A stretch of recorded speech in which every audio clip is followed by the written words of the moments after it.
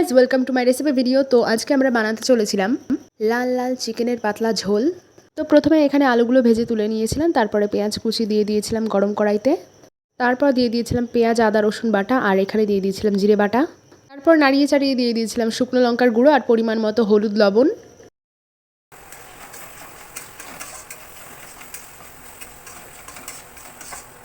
মশলাটা কষে গেলে একটা টমেটো কুচি দিয়ে দিয়েছিলাম। তারপরে আবারও মশলাটা কষে গেলে দিয়ে দিয়েছিলাম পরিমাণ মতো চিকেন।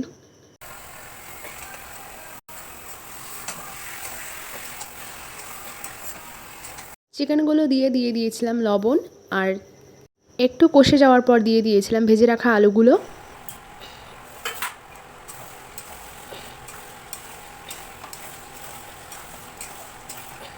তারপর দিয়ে দিয়েছিলাম পরিমাণ মতো জল দিয়ে ভালো করে ফুটে গেলেই গরম মশলা গুঁড়ো দিয়ে নামিয়ে রেখেছিলাম।